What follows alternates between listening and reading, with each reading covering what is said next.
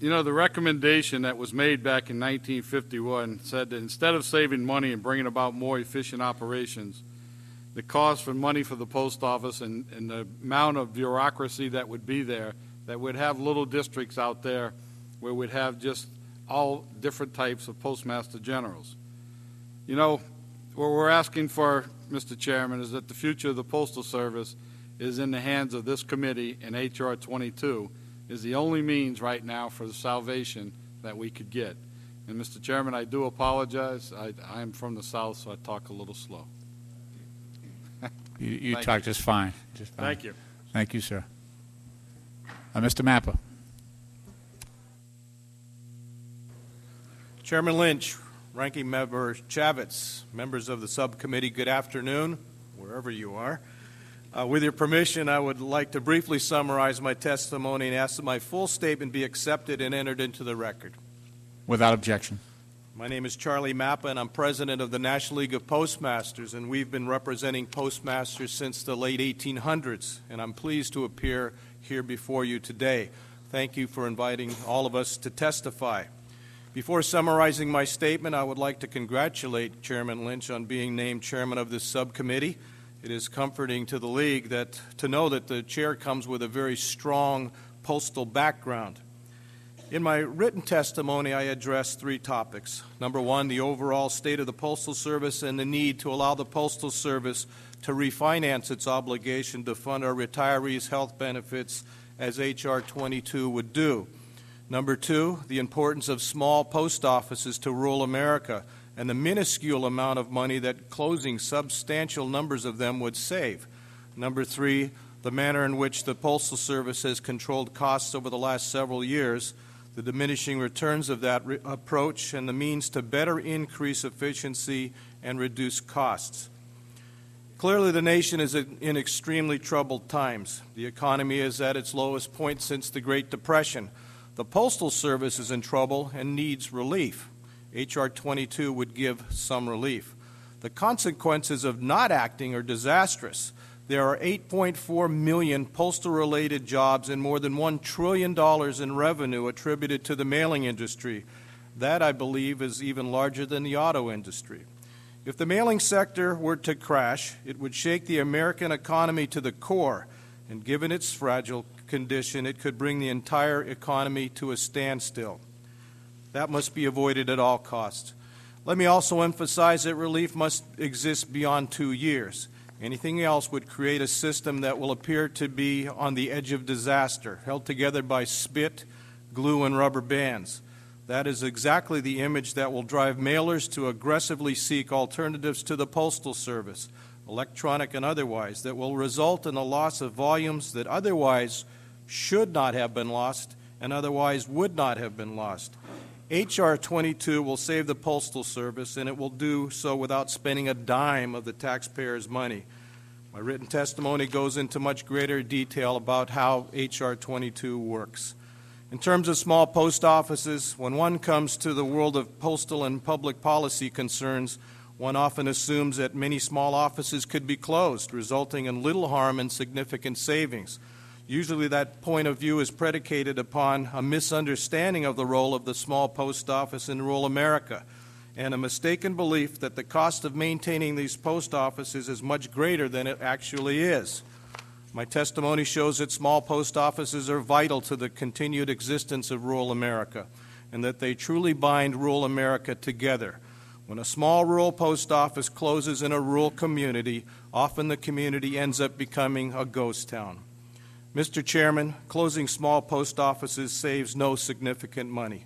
If one were to close the smallest 10,000 post offices, more than 1/3 of all post offices in the country, the savings to the Postal Service would be minimal, less than 1% of the Postal Service's budget.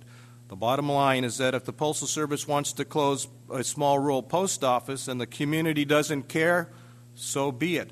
But if the Postal Service wants to close a small rural post office and the community does care because it doesn't want to disappear, then the Postal Service shouldn't close that office. Finally, my testimony looks at the way the Postal Service has reduced costs over the last decade and argues that a better way to gain efficiency is to flatten the management structure and eliminate unnecessary bureaucracy. One way the Postal Service has saved cost is by reducing carrier and clerk hours and shifting these hours onto the postmaster for the postmaster to work instead of the clerk or carrier. Today, many postmasters are working 60 and 70 hours a week, some even more. Mr. Chairman, massive burnout is close. A disaster is looming on the horizon, and I would be remiss in my duties if I did not make that perfectly clear. Finally, instead of becoming more efficient, we are becoming more and more bureaucratic. More telecons, more forms, more reports. It needs to stop. One way is to eliminate management layers. The Postal Service recently cut the number of districts down to 74. It needs to do more and reduce these down to something more like 40. The idea is not that cost savings come from the positions cut, but from the streamlining and removal of layers of management, making decisions easier and cheaper to make and easier and cheaper to implement. The thing to do in these challenging times is to flatten the bureaucracy and trust that postmasters will rise to meet the challenge. We would do that if the Postal Service would let us. Thank you for considering our views. Thank you. Mr. Keating?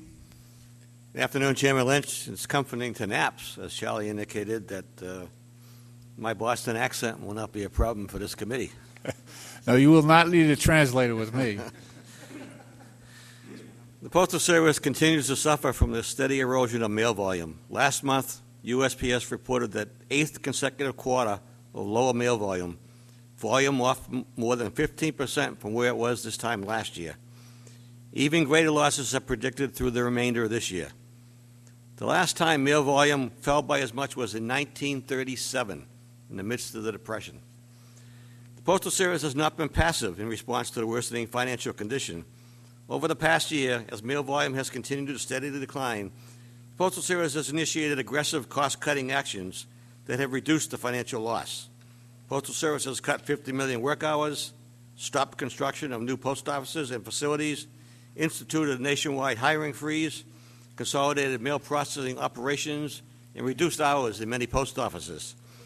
Last Friday, it announced the closure of 6 of its 80 districts, the elimination of more than 1,400 mail processing supervisor and management positions at nearly 400 facilities around the country, and the offering of another early retirement opportunity to nearly 150,000 postal employees. These actions are expected to save the Postal Service more than $100 million annually. More job cuts are likely to come as downsizing continues, operations are streamlined, and processing and delivery networks are made more efficient. Indeed, much more remains to be done to restore the financial health of the Postal Service. Congress needs to do its part, Mr. Chairman. We urge the committee to move ahead and promptly report out H.R. 22.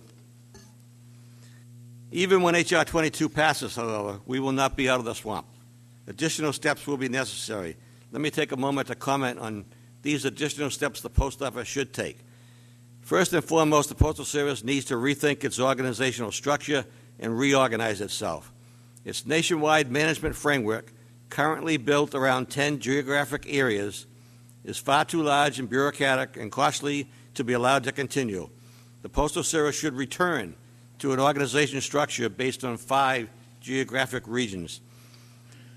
It is time that the Postal Service applies the same cost-cut and scrutiny to the members of its executive ranks as it is applying to middle and lower management. Let me repeat that. It is time the Postal Service applies the same cost-cut and scrutiny to its executive ranks as it applies to middle and lower management.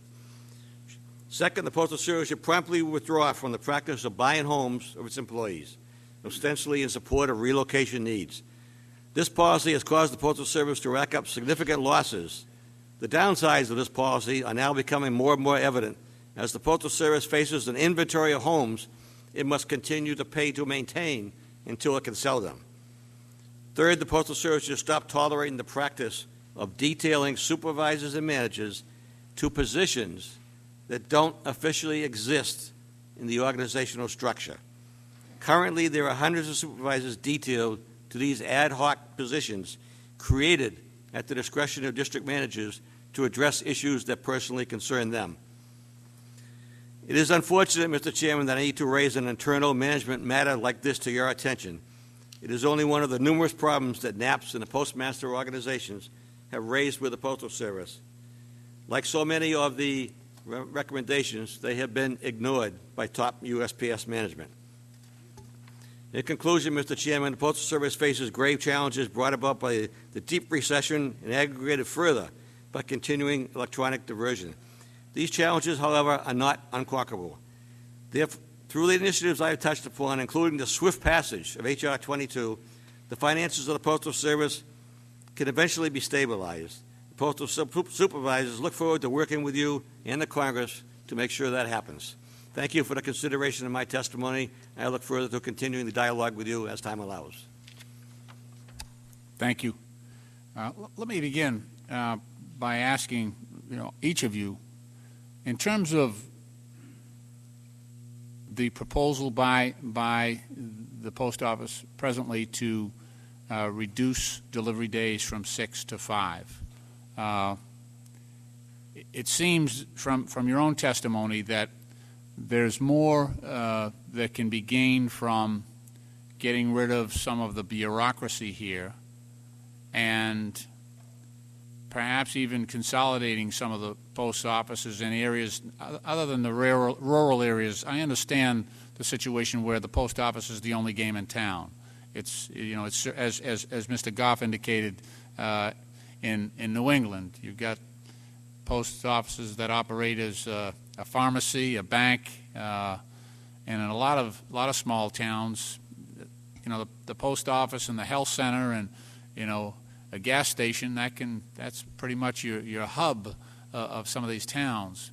But in areas where you have a high density of post offices, have we leapt over that phase instead and are looking to cut a delivery day already? Are we going too quickly in this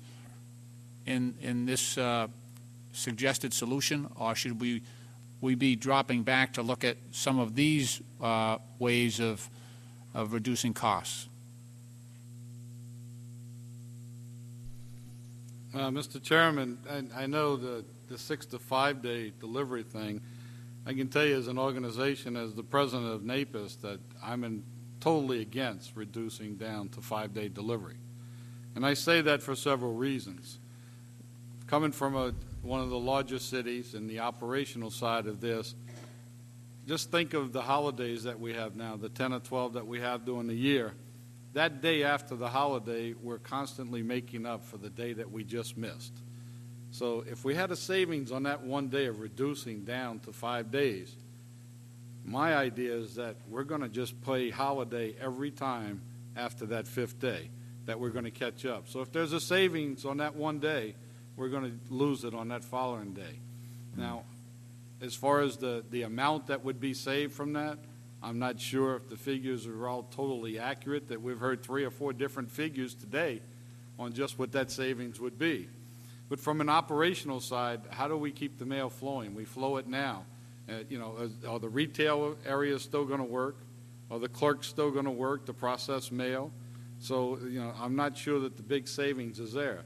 And when you talk about the consolidation of the postal network or the stores that we have out there, I think there's some room that we can do it as far as stations within the big cities, the big urban areas. As you said, the rural areas, that cannot be done. That's the lifeline of those communities.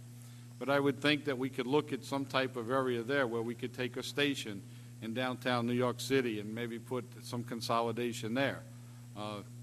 As it was said earlier, do we need to have one in every high-rise building? I don't think we do, because the volume's not there anymore. I still say that even though, and you heard Mr. Mappa say that we went down to 74 districts, there's still a lot of room. Mr. Chairman, we have 50 states. We could go with 50 districts. Or better yet, we could eliminate all of the districts and just stay with our areas we have out there. As Mr. Davis said this morning about the communication age that we're in now, and believe me, there's postmasters sitting in this room right now that will tell you that Big Brother's there. Big Brother watches us on the computer all the time. They know everything that we're doing. So I think that we can still streamline that way, and it's incumbent upon us, whether it's management or union or the upper executives in the Postal Service, that we have to work together to change this structure. Okay. My time is just about expired. I'd like to give 5 minutes to the ranking member, Mr. Chaffetz. Thank you, Mr. Chairman. I'd like to further explore this idea of the 5-day delivery. I'd like to get the other gentleman's input on that. Is there some sort of sliding scale where maybe it's not for every single week, but would 10 days a year? Is there somewhere in between that you'd find acceptable? 5-day delivery it sounds good on the outset, but then if you examine it like Mr. Goff has done, he's there in the post office on a Tuesday after 3 days off. The mail accumulates. You're delivering Saturday, Sunday, and Monday mail, and that holiday mail. So if we're going to take a day out, take another delivery day out of the week, then that means you're going to every week be delivering 3 days of mail on, let's say, a Monday, and it's a real challenge. Your carriers have got to carry a lot more mail. You've got a lot more mail to put in the boxes. You have up times that you're punished for if you don't make it in time for that. So that's one aspect that we have to examine. The other aspect is, even though they say that 85% of Americans don't care if we deliver mail to them on Saturday, what about the 15% that do? Who are those 15%? Are those the businesses out there that actually pay a lot of money into the postal system that help keep us going? I don't think we need to be too cavalier when we decide that we want to, or that when we say we want to go to a 5-day delivery. I think there are a lot of aspects that we really have to examine before we jump on that. Do you have other suggestions? I don't think anybody necessarily wants to do this. The question is, what are we going to have to do, and what's most palatable, what's not so. I think so. In its place, I guess the challenge to all three of you is, in its place, what other options are there to come up with literally a couple $1 billion? Couple of $1 billion. That before we came here today, we did not sit down and compare notes about what kind of testimony we would do, but I saw in all three of our testimonies, we called to attention the immense bureaucracy in the Postal Service and the need to reduce that. I know that Ted would love to have his supervisors be able to supervise. Dale and I would love to have our postmasters be able to run their post offices. We are responsible people. We've been trained to manage. If you gave us half a chance, I think the Postal Service would be surprised, but we're so into micromanaging that every breath.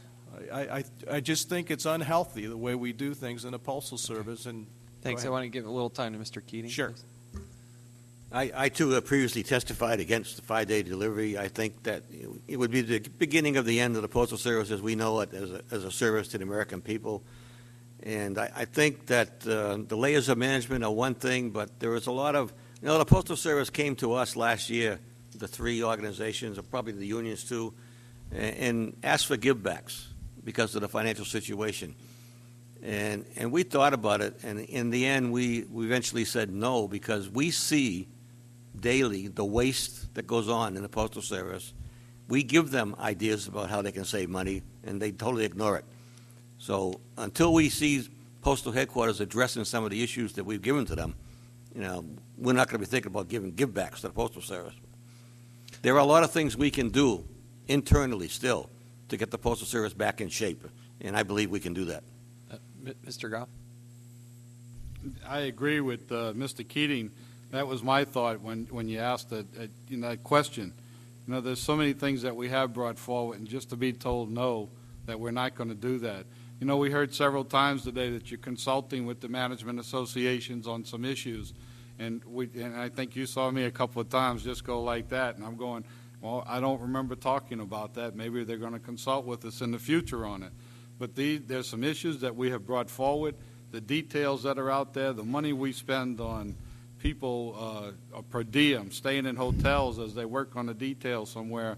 In some of these districts, and I can speak back for home, that you may have 15, 20, 30, 50 people working on details. There's cost involved there. We've got other areas we can tighten up with.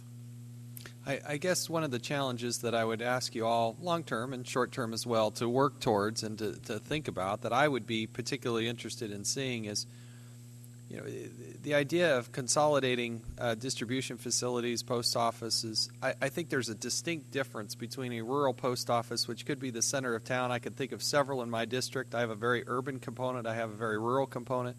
I think of Oak City. Oak City in my district is a very, very small town, but the post office is the center of town. It's where people gather. They do a lot more than just pick up the mail. I think it's a very different equation than how you deal with maybe an urban center or downtown where there may be post offices that are literally 2 or 3 blocks apart from each other. How to tackle that issue, I think, is something that needs to be addressed long term. And my time is out now. The light is red, but maybe we can explore this more in the future. But thank you both. Thank you all three of you for being here. Thanks, Mr. Chairman. Thank you. Also, I would like to point out that we're going through a process right now about how to deal with the instability in the Postal Service right now. Now, we do have your testimony. Some of these parts of solutions are loosely developed, and others are more detailed, such as H.R. 22. But we would want to hear from you. I think it's very important that the postmasters, folks that are on the front lines and trying to manage this system, have an opportunity to contribute to the solution. I think that's a very important piece here. So just as the chair of the committee, and I'm sure I speak for the other members on both sides, we welcome your input. I think you've pointed out some things that we haven't heard from the other panels, and I think they're well-founded. Let me ask you, Mr. Goff, you also mentioned in your testimony about the possible projected overpayment by the United States Postal Service into the Civil Service Retirement Trust Fund, and the fact that OPM could go back and more accurately calculate that. That's something that interests me, because this H.R. 22 issue and how we solve that or provide some relief to that funding requirement is a very important piece here. Everybody's talked about that. And if we don't have accurate numbers in terms of what is required in the first place, we need to have a solid base that we're operating from. I need that number to be as hard as possible, the number that we need and the amount of relief, obviously, that is required. So could you just expand on that a little bit, amplify that point? Just as we've been talking, we're trying to look at ways that we can go back in and help the Postal Service, just as you were saying, too. We feel under the previous administration that when we got this situation taken care of, is that the figure that came about, that it was one that was okay for everybody. Yes, we were overpaying, but we still feel, after looking at it for a while now, that the overpayments, we're still overpaying into that fund. And I think that needs to be looked at. It's just another area that we think that we can go in and find some additional funds that the Postal Service would have. Okay. Just so you know, I've asked my staff, committee staff, to send a letter to John Berry, who's the new director of OPM, ask him to give me a good hard number, look at these numbers again, and obviously in this environment we can't have the Postal Service overpaying. And then we've got to figure out a way to provide some relief there that doesn't put the whole health benefit system in jeopardy. So we're trying to find a way forward here on that point, much as H.R. 22 has suggested. But I want to have, you need to have the right numbers to work from before you throw a projection out there. Otherwise, we're acting on bad information. We can't have that because there's so much at risk here. But just so you know, I understand what you said, and we're going to try to get a better number on that going forward. Let's see. Okay. Well, we appreciate you coming before us. We appreciate the testimony that you've rendered here. This is an ongoing process. So we want you to be involved here. We think you have a lot that you can contribute in your years of service and your perspective, and you are welcome partners in this. I just want you to know that. And you know, your insight has been very valuable to the committee. Thank you very much.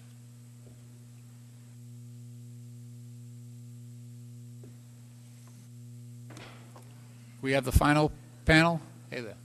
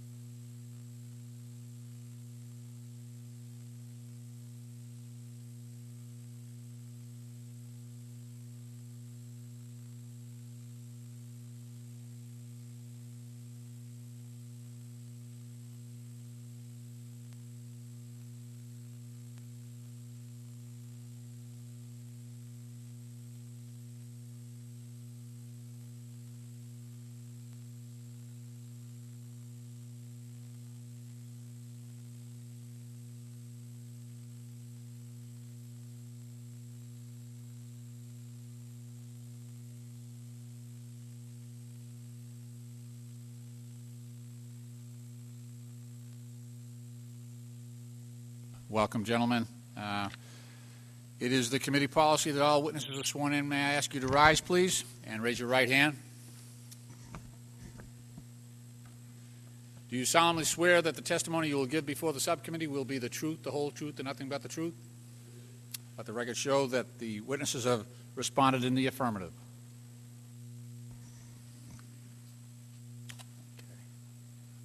Panel 5, right? I will give a brief introduction, and then we'll have your testimony. Mr. William Burris, President of the American Postal Workers Union, AFL-CIO, represents the largest single bargaining unit in the United States, which consists of more than 330,000 clerk, maintenance, and motor vehicle employees working in 38,000 facilities in the United States Postal Service. Mr. William Young, who's President of the National Association of Letter Carriers, is the 17th President of that association. Its 300,000-member union represents city letter carriers employed in the United States Postal Service. Mr. John Hegarty is President of the National Postal Mail Handlers Union. Mr. Hegarty was sworn into office as National Postal Mail Handlers Union President effective July 1st, 2002. For the 10 years prior to becoming the national president, Mr. Hegarty served as president of Local 301 in New England, the second largest local union affiliated with the Mail Handlers Union. Mr. Don Cantrell is president of the National Rural Letter Carriers Association. He began his postal career in Bland, Missouri, where he was a member of the National Rural Letter Carriers Association. And Mr. Cantrell has served at all levels of the association, beginning with the president of his local unit. Welcome, gentlemen. And if I could, I would invite Mr. Burris for his opening statement.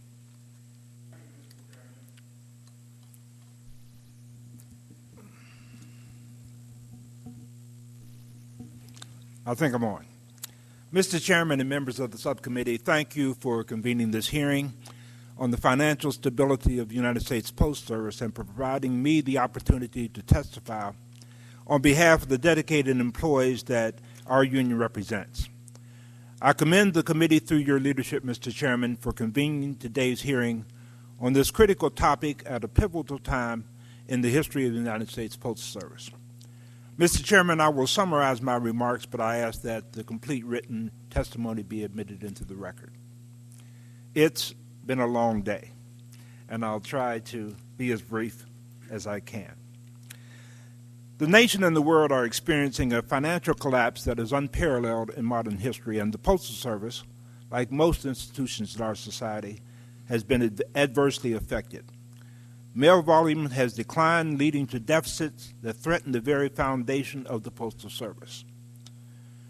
The Postal Service can take steps on its own to respond to the crisis, but Congress must also play its part. The most important thing that Congress can do is to pass H.R. 22, which will provide temporary relief from the crippling obligation to pre-fund future retiree health care costs. Absent this relief, it is unlikely that the Postal Service can survive in its present form. Over the past 10 years, as the mailing industry engaged in debate over postal reform, the overriding focus was the impact of email, the Internet, and the cost burden associated with serving an additional 1.8 million delivery addresses each year. With all the emphasis on a new form of communications, there was no focus on the real driving factor of hard copy communications, the economy. And as the country slid towards the recession that now engulfs us, no attention was paid to declining mail volume due to economic stagnation. Advocates of postal reform ignored the burden that pre-funding retiree health care liabilities would pose on a service that would soon suffer double-digit volume reductions as a result of the nation's economic decline. The postal community identified the wrong threats and was totally unprepared for the challenges we now face. Emails, the Internet, and other forms of instant communications are viewed as direct challenges to hard copy communications. But we have known about them for years, and looking backward is of little value when we need a vision for the future. The numbers speak for themselves. Annual deficits are expected far into the future. Yet the only solutions postal management has offered are reductions in work hours, consolidation of facilities, and 5-day delivery. It is expected at some point management will suggest modifications to employees' wages and benefits in order to stem the tide of red ink. But I defer to that time any public comment on that possibility. I would like to inform Congress that of the groups representing postal employees, the crafts represented by the APW have been reduced disproportionately, 110,000 employees over a 10-year period. We would expect that reductions and other sacrifices will be shared equally among the entire postal community. But no business can exist for long with a strategy based on cost reduction alone. Eventually, it will become impossible to maintain an acceptable level of service, and there will be nothing left to cut. However, there are steps management can initiate to address the issue of financial stability. They could begin with a fundamental shift in the relationship between the Postal Service and commercial mailers. And I quote an observation by Joy Leung, a contributor to the newsletter Mailing Systems Technology, and I quote, "Mailers are customers of the Postal Service, not shareholders. Printers, mail fulfillment services, and other vendors are contractors of the Postal Service, not shareholders." In recent years, these lines have been blurred, and major mailers have assumed the role of shareholders. They have formed organizations that have been granted unfettered access to the inner working of the Postal Service and to the decision-making process. One umbrella organization has even been afforded office space in postal headquarters. This cozy relationship between postal executives and major business mailers is unhealthy and counterproductive. One of the byproducts of this relationship is the preservation of work-share discounts that benefit the mailers at the expense of Postal Service stability. I have repeatedly shared with the members of Congress the views of my union on excessive work-share discounts and their corrosive effect on postal finances, because over time, work-share discounts have morphed into a disgraceful policy that rewards large mailers with rate reductions so extreme as to be absurd.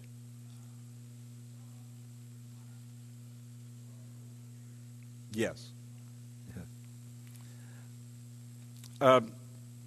Let me make this one point, Mr. Chairman. After investing $20 billion in automation designed to affix barcodes on handwritten and other non-barcoded mail, the Postal Service has converted a 1 cent per piece cost into what amounts to a 10.5 cent bonus to work sharers. This practice, policy, and rate-making process is detrimental to the health of the United States Postal Service. But I have sung this song before, Mr. Chairman. Throughout the debate on postal reform, I have said that postal management has chosen a path that would lead to insolvency. And let me close with this, Mr. Chairman. The USPS current predicament is the result of a flawed business strategy and a lack of vision of how hard copy communications can be relevant into the future.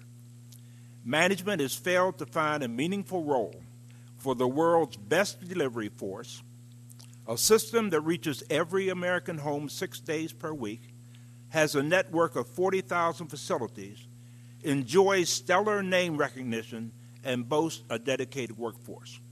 Until the Postal Service finds a way to morph that proud tradition and workforce into a meaningful role far into the future of the nation's communication systems, even with H.R. 22, the Postal Service will not be long for the future. Thank you, Mr. Chairman. Thank you, President Burris. President Young. Good afternoon, Chairman Lynch and Ranking Member Chavez. My written submission describes in some detail how and why we've come to this critical point in history of this extraordinary institution. It provides background on the retiree health issue its funding, and it outlines specific recommendations. Primary among them is H.R. 22. I'm pleased to note that 9 of the 11 members of the subcommittee are now co-sponsors. You join the 208 other co-sponsors in the House of Representatives. That's very encouraging to all of us here. When the American public react with outrage and disgust at the travesty of AIG, and when they fume about bailouts for banks, brokers, and insurance companies that often reward wheeler-dealers who got us into this unprecedented financial mess, you listen and you act, and you should. But I hope the innocent victims of this greed, the corruption and incompetence of Wall Street, don't get lost in the midst of all this anger.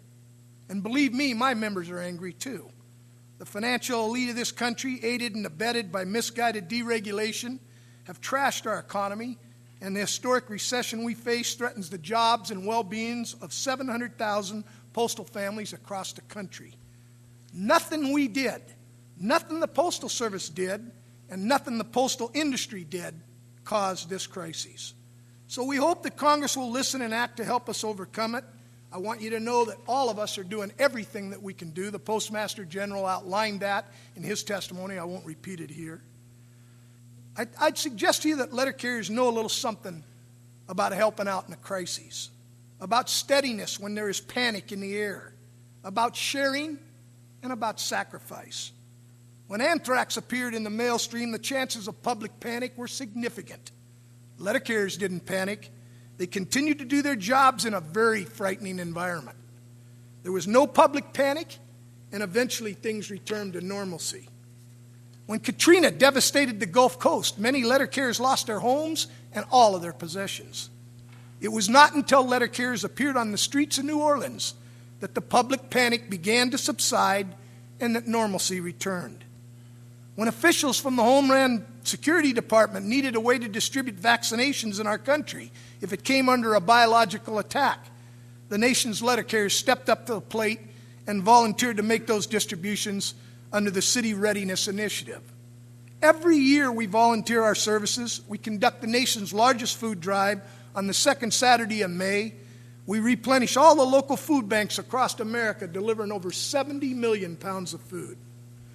We do these things because we accept our role in society. We are the men and women trusted by America to deliver their mail. We come to you now because the Postal Service is in trouble and we need your help. We contend that before you consider any drastic and counterproductive measures, such as the move to 5-day delivery or redefining universal service, Congress can and should take several other steps to strengthen the Postal Service, starting with the passage of H.R. 22. I outlined those other things, by the way, in my testimony. I won't bore you with it here this afternoon. With all due respect to Chairman Gallagher and Postmaster General Potter, this is not the time to undercut public and mailer respect for and reliance on the Postal Service by reducing Postal Services drastically and counterproductively to 5 days a week. The nation's mailers have diverse needs, and business is conducted 6 days a week in America. In general, they want 6-day delivery, need 6-day delivery, and expect 6-day delivery. If the Postal Service doesn't provide it, someone else will demand the right to do it, and that will only add to the woes of the Postal Service. Now, we're here not to ask for a bailout. We're simply asking to use money that we've already put aside, our own money, the Postal Service's own money, to get us through this crisis. Now, I'm not going to get into a debate with you all about scoring rules, which we all know can mean what we want them to mean when it suits our political purposes. But I'm confident that the same American public that is quite sure something is very wrong about bailing out AIG believes very strongly that something is right about the Postal Service. They may not appreciate AIG traders scurrying off with multi-million-dollar bonuses using taxpayer hard-earned dollars, but they do appreciate their letter carrier earning his middle-class salary, paying her taxes, raising their children in the community, and faithfully delivering their mail each day. And they will thank you for helping the Postal Service to use its own rainy day fund to do that, with a binding obligation to restore that rainy day fund when this crisis is passed. Not a bailout, not a subsidy, not a loan, our own money. How do you score that? Well, I'll tell you how I scored. I scored a home run for everyone. The Postal Service, postal employees, mailers, postal customers, and, oh, by the way, the Congress of the United States. Before I conclude, I would like to address one further last issue. Earlier today, Chairman Lynch, you said that your concern about H.R. 22 was it would leave a $75 billion unfunded liability in 2016 for future retiree health benefits. First, I share your concern. These benefits are my members' benefits, and I would never support legislation that would endanger their payment. Second, you should note, sir, that the $75 billion estimate is highly uncertain, if not suspect.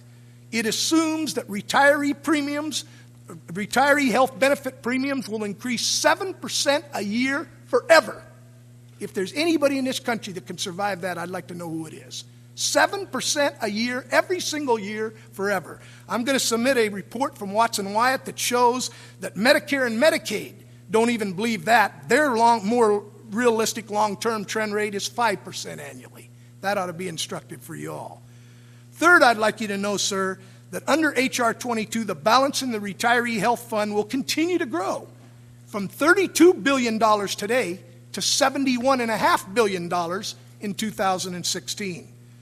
Do you know how much the typical private sector company has pre-funded for its employees today? Zero. Do you know how much the Treasury, the Commerce, the Labor Departments have pre-funded? Zero. Do you know how much the Congress of the United States has pre-funded for you and your employees? Zero. So please let's not kill the Postal Service out of an understandable yet tenuous concern about unfunded liabilities in 2016. The reality is we need to re-examine the whole issue. I'm delighted to hear you said that you were going to look into that, sir. The current funding schedule was set by the prior administration to meet short-term budget scoring rules. It wasn't set on the basis of any sound public policy or any sound accounting principles. In fact, and this is the part I think you'd be most interested in, sir, in fact, a fair accounting of the Postal Service... You really got to wrap up, sir. This is it. No, I appreciate that you've been here all day, Okay. and I'm cutting you some slack, but I get your Can I message. finish one sentence? Please do, Thank yeah. you. Please, go In right fact, ahead. the fair accounting of the Postal Service's surplus and Civil Service Retirement Fund, which the OPM calculated and the PAEA allocated to the Retiree Health Benefit Fund, would most likely offset any unfunded liability. Zero. Thank you, sir. No, I thank you. President Hegarty. Good afternoon, and thank you, Chairman Lynch, Ranking Member Chaffetz. I appreciate the opportunity to testify, and I'd ask that my entire written testimony be submitted for the record. Without objection. As with your predecessor, it's an honor to have someone as chair of the subcommittee who has such a rich background in labor and postal issues, Mr. Chairman. I wish to focus my comments today on what Congress and the executive branch can do, as well as what we, the Mail Handlers Union, are doing to help the Postal Service through its current financial crisis. The first step is to simply enact H.R. 22. How often does Congress see a bill that would rectify a multi-billion-dollar debt situation, keep a vital function of government alive, yet cost the taxpayer not 1 cent? That's what H.R. 22 does. How often are the Postal Service, the mailers, the unions, the management associations, and the $900 billion industry associated with the mail all on the same page? This is it, and it has bipartisan support. Aside from not costing the public a penny, H.R. 22 has the added benefit of continuing to increase the amount of money in the trust fund for future retirees' health care, and it does not reduce any health care benefits.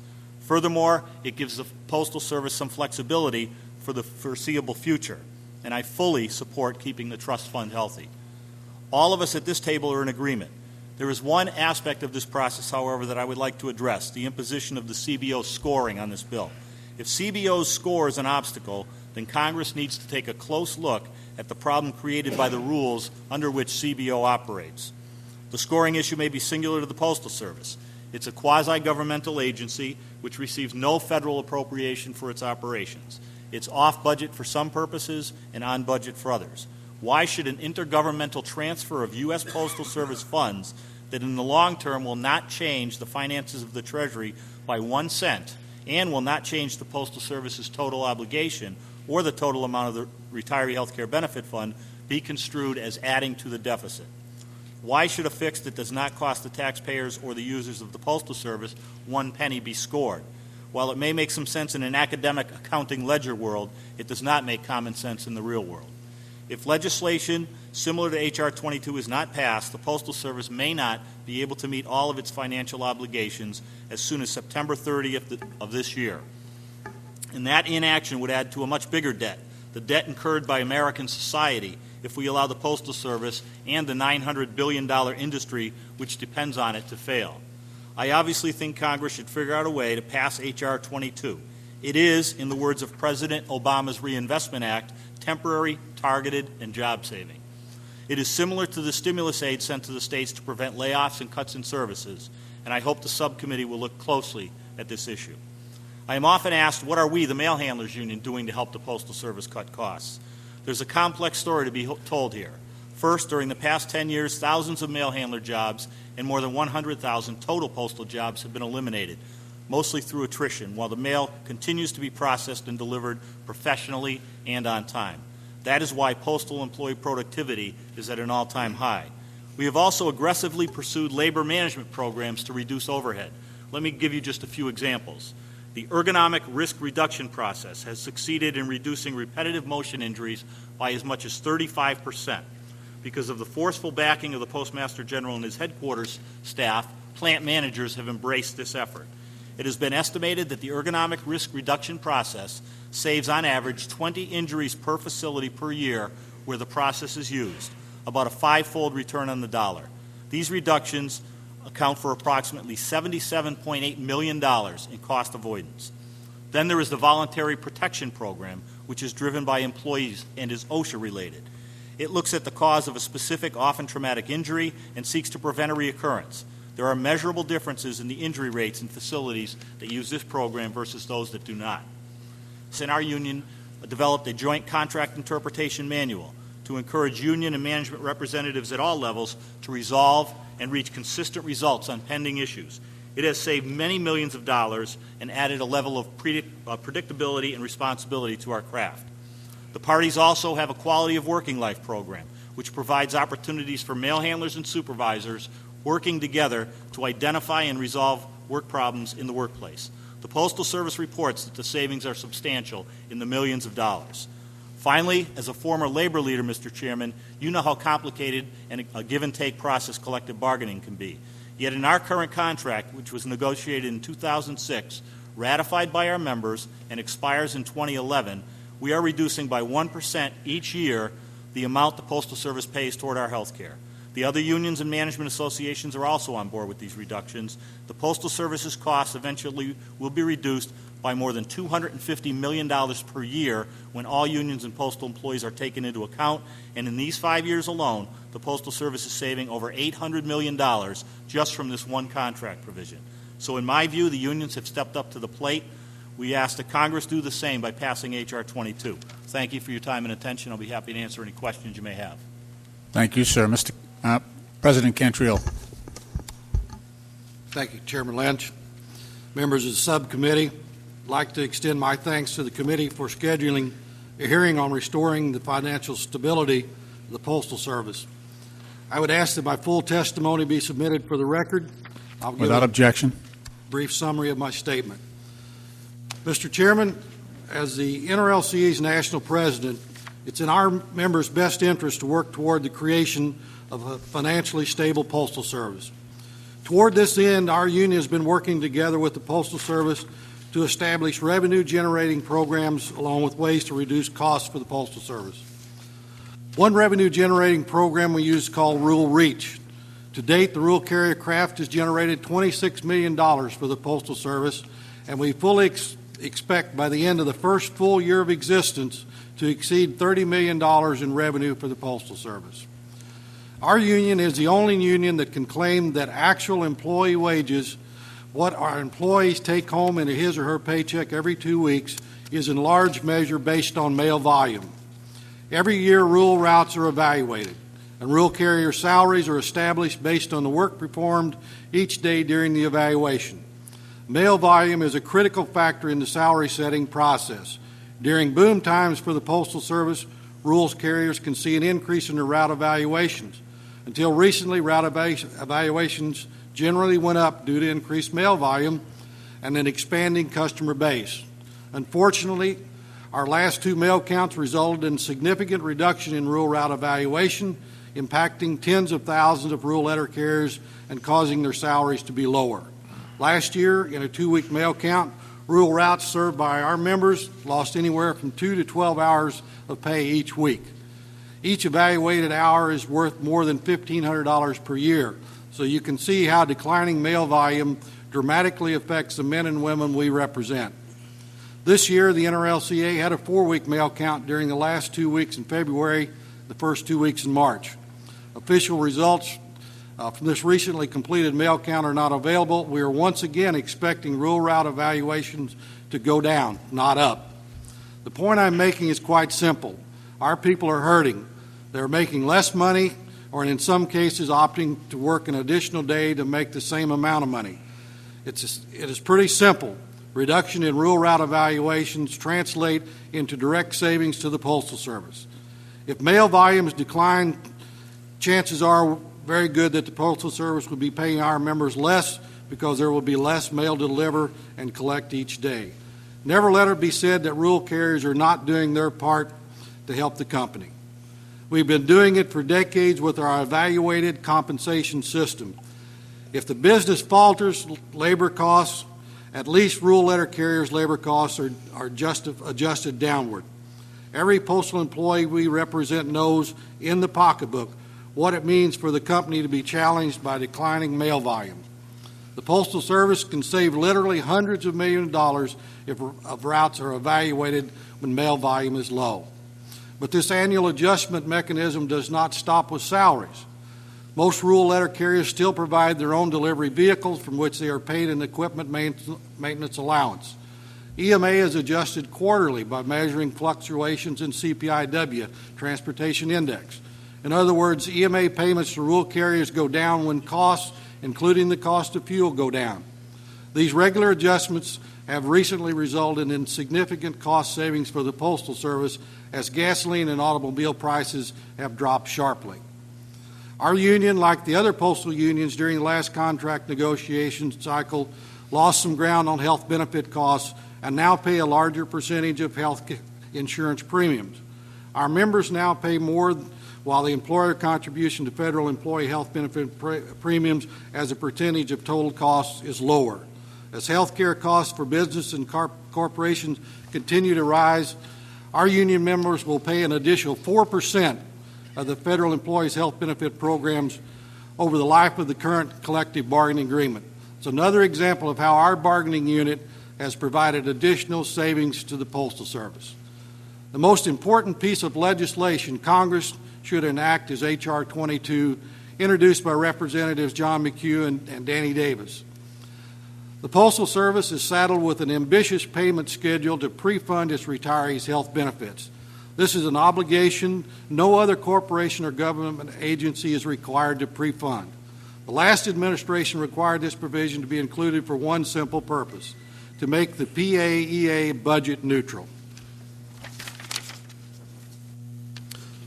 There are several other savings opportunities that the Postal Service would have based on actions of Congress, including helping them with the Medicare Part D,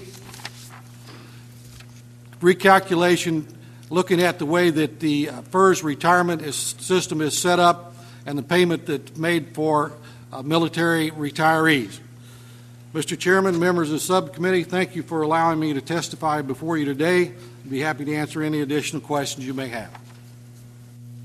Thank you. Thank you all. Appreciate your testimony. Let me ask, there has been a menu of options that the Postmaster General laid out and reinforced by the Board of Governors, Ms. Gallagher. They talked about a voluntary separation program, voluntary retirement program. To my knowledge, at least the way to describe it, it was not incentivized in any manner. I can't remember the last time they did an incentivized retirement program. might have been 1982, I think, when my mom retired. That's the last one I remember. But there hasn't been a great groundswell of they're not beating the door down to get out of there.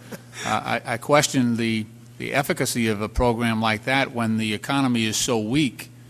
You actually think people are going to go into retirement when they see their, the 401k and their savings, their investments rather, cut in half.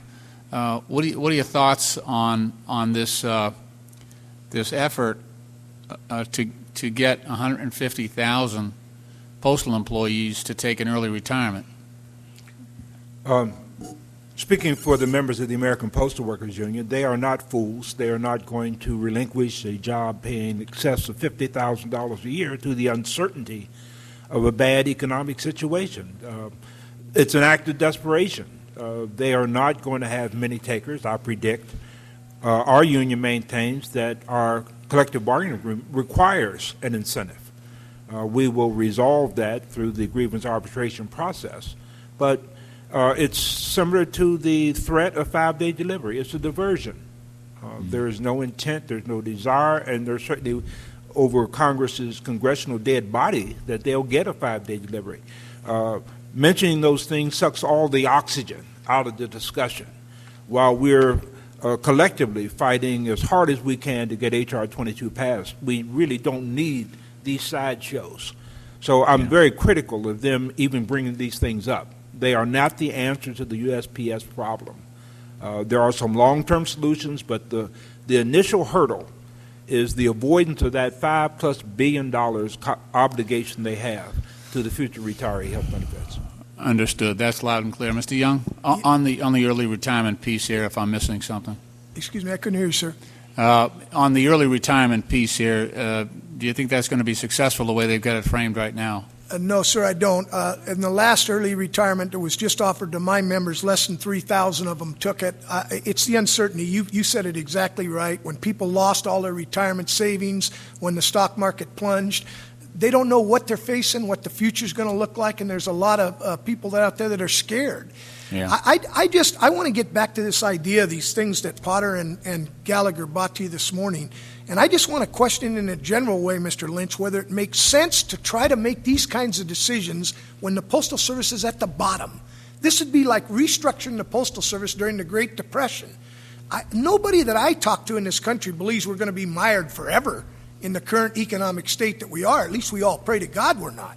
So I think it makes a lot more sense to look at this when normalcy returns. Yeah. And I just make one thing. A lot of people are starting to believe now that all of a sudden the internet and these other alternatives jumped into this. During the last 6 years, the Postal Service made all the right moves to protect themselves from that. And as one of the earlier speakers, one of the earlier panels testified, we'd actually made $2.8 million last year if it hadn't been for this future retiree health benefit payment.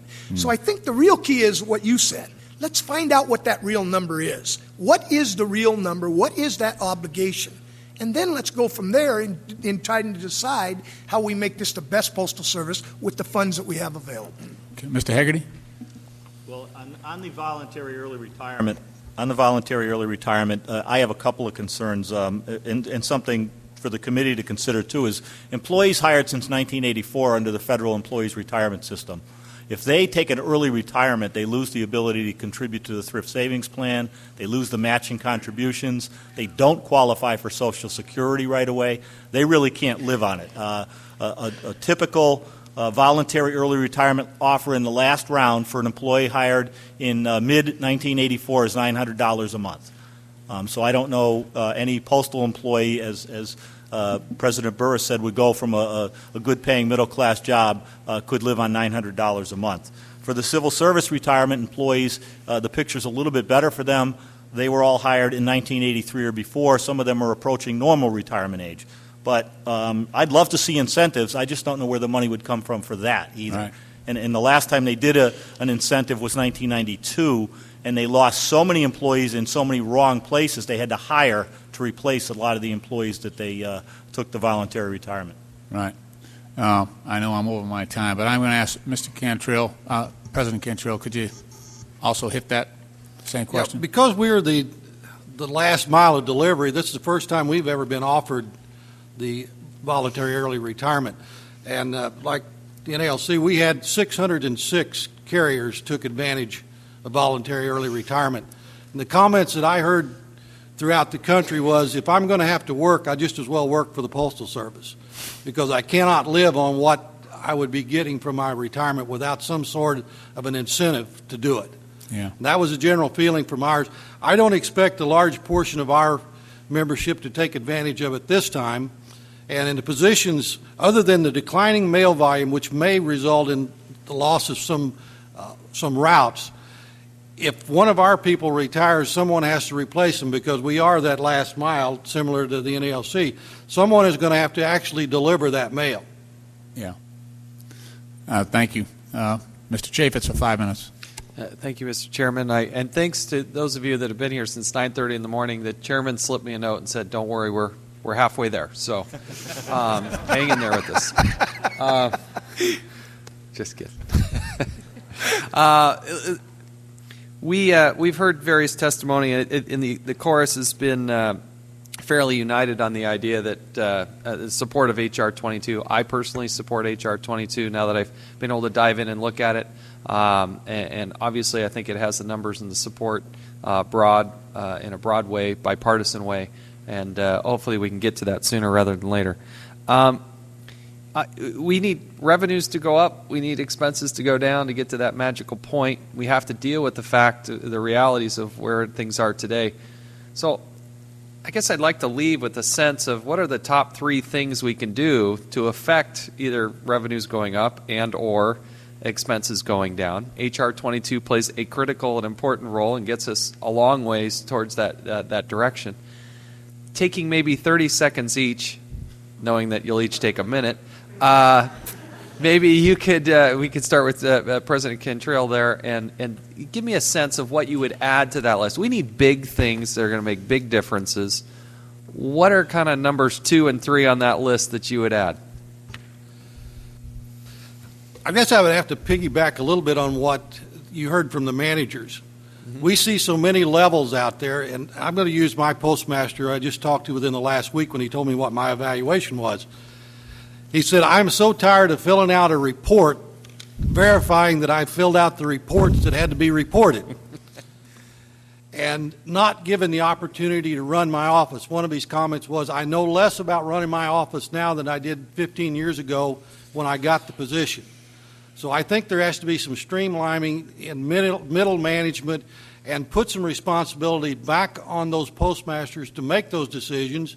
I think Charlie and Dale both said it very well. They're very capable of making the decisions that need to be made there. They don't need 3 levels of middle management to tell them what they need to do. I think we're top-heavy in a lot of areas. I don't see that we need 80 or 74 districts. I don't think we need 10 areas to tell us, our members, how to deliver the mail. We've got too many people that are not actually handling the mail, telling people that are handling the mail what they need to do and how they need to do it. Thank you. Mr. Hagener, President Hagener. Thank you. The first thing I think we need to do is continue the revenue generation that the unions are participating in. The carriers and rural carriers have done it for a number of years. We just started last year talking to vendors, people we do business with that don't use the U.S. mail. We now have the opportunity to fill out a form or go on the computer, and a professional Postal Service sales associate will call on that business and explain to them the benefits of the mail, how they can get better service, how they can save money. So that's just taking off from my craft's perspective, but as I said, the letter carriers and the rurals have been doing it for quite a while. One thing I would caution that you should do is not go to 5-day delivery, and that would be in the top 3 for me. One of the reasons we've talked about driving people to our competitors, the other thing I think that would do is drive people to the Internet, because the first time their bank statement doesn't come on time or the first time their credit card bill goes late, they're going to say, the heck with this, I can go online, do all that stuff, and save myself some postage. So, thank you. President, yeah? Yes, I'm just going to give you the list. First and foremost, restore the economy. When that's done, the Postal Service is fine. You can give me till Thursday. Yeah, all right. That's what I was just going to say. You're from Utah. You can do that by Thursday. Oh, yeah, Utah's Second, The Medicare subsidy Part D. That was designed for companies to provide a drug benefit equal to Medicare. We do, and just with the stroke of a pen, the previous president said, we're not going to give it to you, notwithstanding the fact that's about $8 billion right there. $8 billion is what I'm told the number is there. Management restructuring would be number 3, and here's number 4 for you. We are still paying for FERS employees for the time they spent in military service. In the Postal Reorganization Act that we just passed in 2006, we took care of the CSRS employees, their previous military service. That was $17 billion. That was the cost of that. We are still asking mailers and the people that pay postage to pay for the time that anybody who's a FERS employee after 1984, any time they spent in the military. That would be significant as well. Great. I appreciate it. Thank you. Number 1 is H.R. 22. Number 2 is restoring the economy. Number 3, to infinity, is similar to jumping off a 5-story building and flapping your arms. It doesn't cushion the fall, but it gives you something to do on the way down. Thank you. Thank you, Mr. Chairman. Thank you all. Thank you. Let me ask, one of the other legs of the stool that Postmaster General Potter had thrown out there was consolidation of some of these post offices. They've already gone with 6 area facilities, which I guess are largely for administrative purposes, but there's a sense that there could be some consolidation of more of the urban post offices, and while that might not necessarily affect the number of people out there in terms of your workers, we may gain some efficiencies by discontinuing leases that we have out there, or closing down some facilities that are obsolete or are not being utilized to a full extent. What are your thoughts on that idea about closing those facilities? In general, we oppose consolidations. We support efficiencies. If the Postal Service can prove to the community that a consolidation is the interest of saving the Postal Service money while providing the same level of service to the citizens of that community, then we stand aside and will support such an effort. But what we see in the current plan is deny the single user, my grandmother, my cousin, the student in college, to deny them the level of service they provide for the major mailers.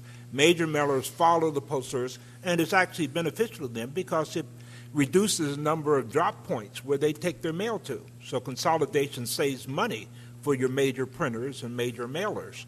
But it's creating a 2-tier United States Postal Service. One system for the major mailers, a totally different system for the person that drops the letter in the collection box at the end of the corner. That's the danger of this consolidation plan. It's not just efficiency. It's separating the Postal Service into one Postal Service for the haves, another Postal Service for the have-nots, and we oppose that. Okay. Mr. Young? I think it's worth a look, but I caution, and I think you know this, so I know you do, sir, because of your background, but it's going to be real heavy on all of you. Every time we try to close any facility in your areas, you're going to hear from all of the people that live in that area as to the millions of reasons as to why it happened. Shouldn't happen. I just make this one remark, and you just take it for what it's worth. I believe this is the right number. If it's not, I apologize, but it's close. Long Island has 80 postmasters. Now ask yourself the question, do you think that's necessary? It's not that big of an island. Right. President Hagerty. Well, again, if it makes sense, if it's going to save the Postal Service money, but the key is if it's not going to hurt service, then we are not opposed to it, provided it's done in accordance with our collective bargaining agreement and the Postal Service's own handbooks and manuals. They have a handbook called the Handbook PO 408. It governs their area mail processing surveys where they're supposed to do a survey, and under the PAEA, they have to have community input, stakeholder input, and hold a public hearing. One quick example, they're doing an AMP study right now in my home facility of Springfield, Massachusetts, and they want to truck all of the cancellation mail, the letters that come in that need to be run on the cancellation machines, down to Hartford, Connecticut to be canceled, and then truck them back up to Springfield to be delivered. I know you're familiar with the state of Massachusetts. Springfield to Hartford's about 35 miles. It's down I-91. They'd be going down there in rush hour traffic, all kinds of weather. it doesn't make a lot of sense to me. So those are the types of consolidations that we're opposed to. Yeah. Now, Mr. Cantrill, I know that you represent the rural carriers, so you're probably outside of the possibility of consolidation in many cases. But your thoughts? Well, we do have some in urban areas, but yeah, I do deal mostly with the rural areas, and there's a real identity problem there. They do not like losing that. There's solutions that can be there. There's things that can be done to look at to make sure that the communities are provided the same service that they have. In my area, there's 3 or 4 small offices that, in one post office, 3 or 4 clerks could provide the same amount of hours at the window and do the same amount of service without having a manager there all day long, and still provide the service that we need in those rural communities. I don't look much toward closing a lot of those down because of the identity for that community and what goes on there. So it's a little more difficult for me to jump on board of closing down very many offices. Okay, thank you.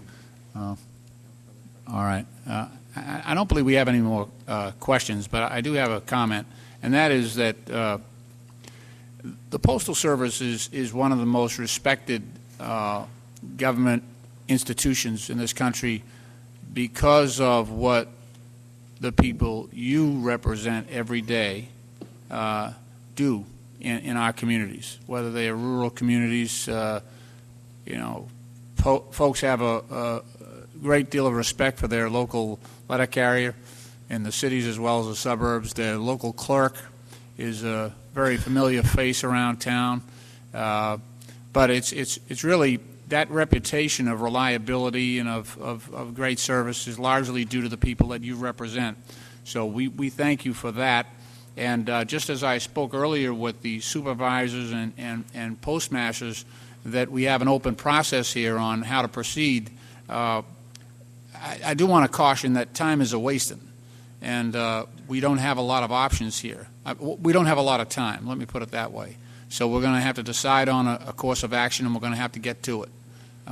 Sounds like H.R. 22 in some iteration will be part of that approach and that response. But we would like to do more than just that, and we would welcome your input, your ideas. You see it at a ground level, and you've seen it for a good while, and so we would be enriched by having your input in this whole process. We welcome it. I thank you for your testimony here, and you have a good day.